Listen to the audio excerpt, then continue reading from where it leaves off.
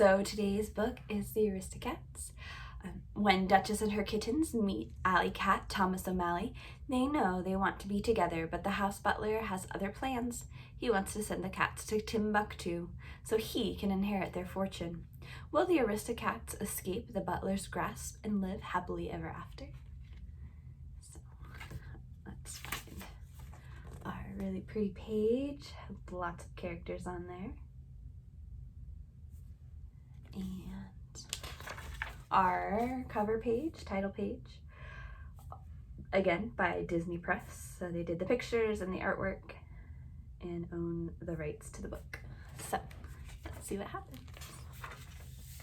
Long ago, a refined family of cats lived in Paris with a very rich woman named Madame Bonfamille.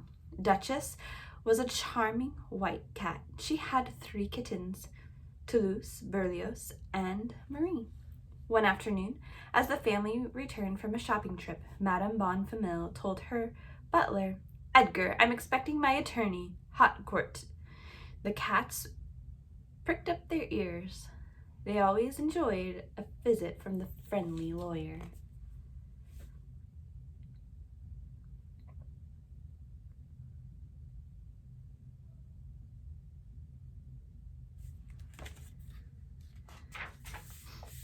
When Madame Bonfamille waited for Harcourt, Duchess and the kittens practiced their arts. All 3 were very talented. Berlioz played the piano, Toulouse loved to paint, and Marie could sing like an angel. When the lawyer showed up, Madame Bonfamille explained why she had asked him to come over. She wanted Harcourt to make her will. She had decided to leave her entire fortune to her cats. Downstairs, Madame Bonfamille's sneaky butler, Edgar, listened in on the meeting. He was sure Harcourt's visit would mean good news. Perhaps Madame Bonfamille would leave all her riches to him to thank him for his loyal service. But when Edgar learned of Madame Bonfamille's plan, he grew upset. "It's not fair," he wailed. "Those cats have got to go." When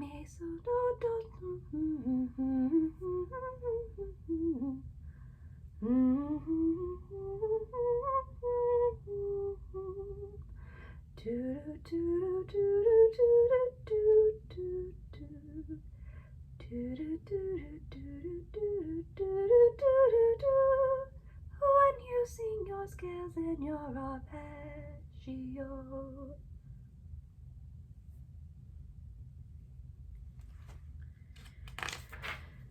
Edgar came up with a plan.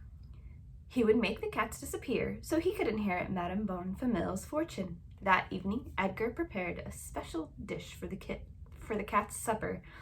When no one was looking, he mixed in sleeping pills into the dish.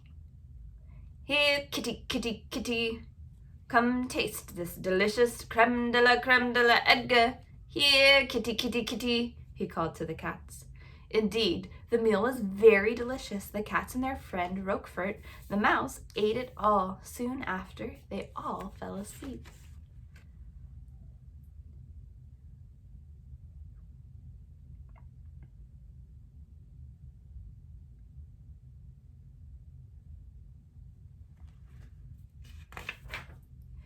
Edgar put the cats in a basket and drove them into the countryside on his motorcycle.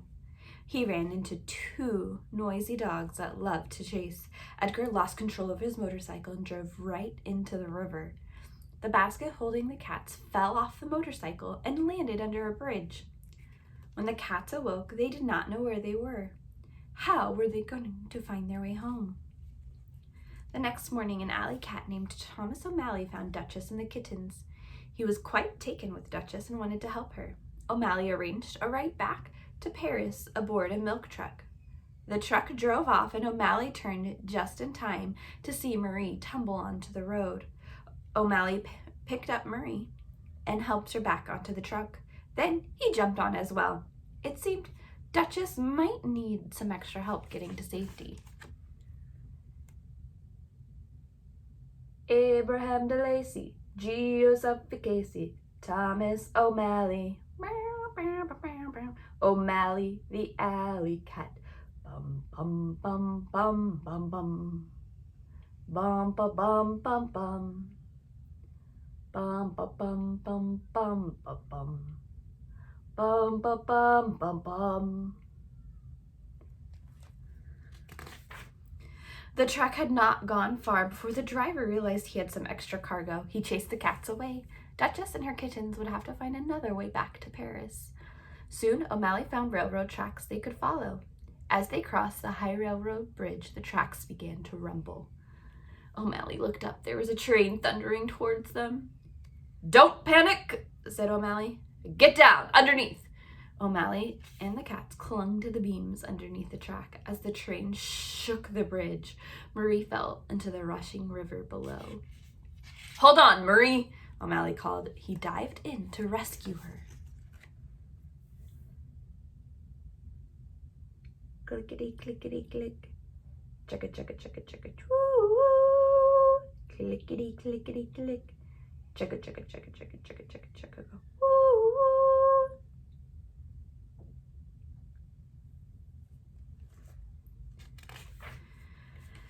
O'Malley paddled toward the frightened kitten. Finally, he could reach her. He scooped Marie from the water and put her safely on a floating log. The two floated downriver. O'Malley spotted Duchess on a branch over the water. He quickly handed Marie to Duchess. Marie was safe. But O'Malley, he didn't have time to jump onto the branch, and he was swept downstream. Duchess was so worried. If she could only have done something to help her new friend. She heard a couple of giddy geese. They had spotted O'Malley in the water and rescued him, and when they noticed, he didn't know how to swim. "Oh, thank you for helping, Mr. O'Malley," Duchess told them. She and the kittens were glad he was safe.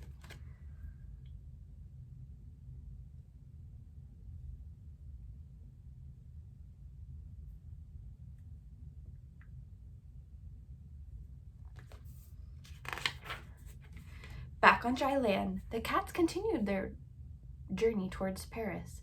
By nightfall, they had arrived in the city. The kittens were so tired.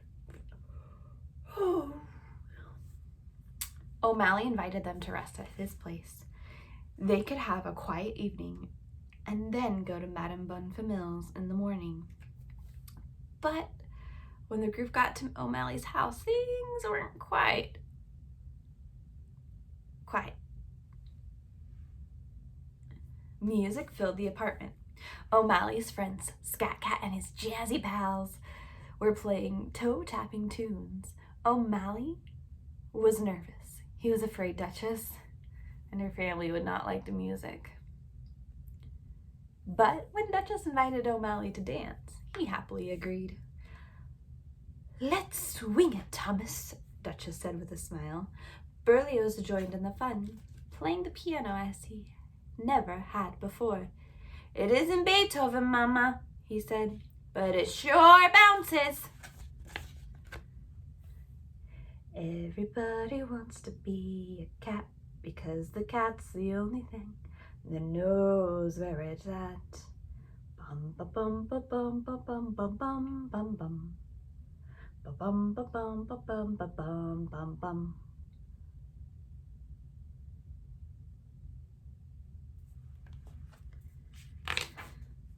Singing and swinging away, Scat Cat's band didn't stop even when they crashed through O'Malley's floor. They just took their music outside and played their jazz in the streets of Paris. O'Malley took Duchess out to the roof to see Paris at night. He tried to talk her into staying with him. "Oh, darling, if only I could," said Duchess, "but I could never leave Madame." The next morning, O'Malley walked Duchess and the kittens back to Madame Bonfamille's home. The kittens rushed to the front door. When the kittens were sought out, Duchess turned to O'Malley. "I'll never forget you, Thomas O'Malley," said Duchess. "So long, baby," O'Malley said, turning away sadly.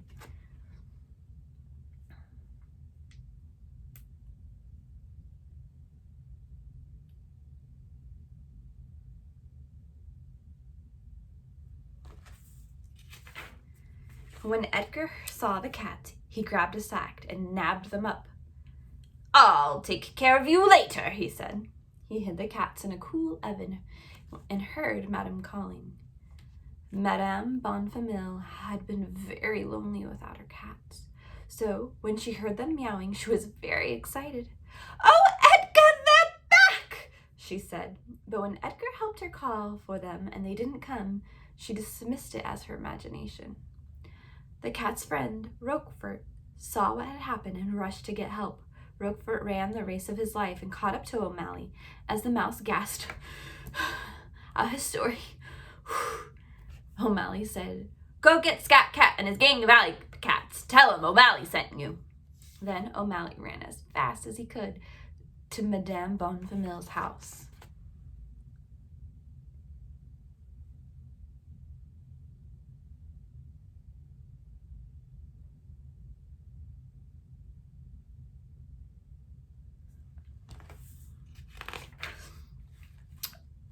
O'Malley reached Madame Bonfamille's yard just in time to see Edgar carrying a sack to the barn. But this wasn't any old sack.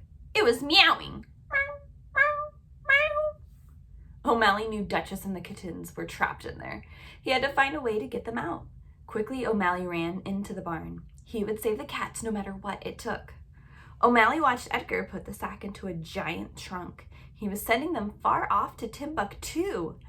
With a yowl, O'Malley hurled himself at Edgar. The butler grabbed a pitchfork and chased O'Malley through the barn. He had just trapped the cat when Scat Cat and his friends burst into the barn. Their howls and hisses were music to O'Malley's ears.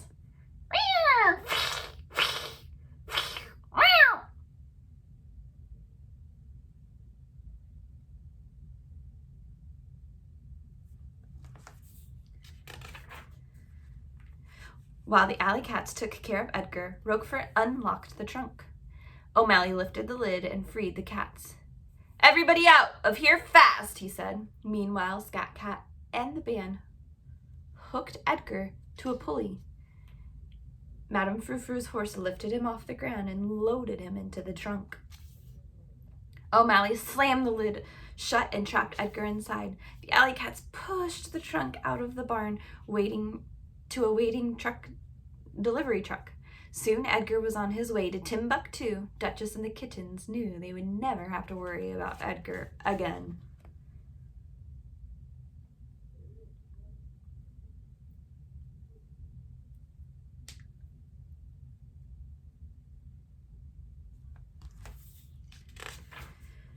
Madame Bonfamille was thrilled to see her dear cats. She was so charmed by O'Malley that she adopted him too. As she took pictures of her happy feline family, Harcourt dropped in for another visit. The cats wondered what he needed to meet with Madame Bonfamille about. Madame Bonfamille told her lawyer that she was starting a home for all the stray cats of Paris. Scat Cats and his friends could not believe their ears. To celebrate the news, the alley cats played a toe-tapping tune and all the cats danced to the beat. It was a perfect ending to the story of the Aristocats.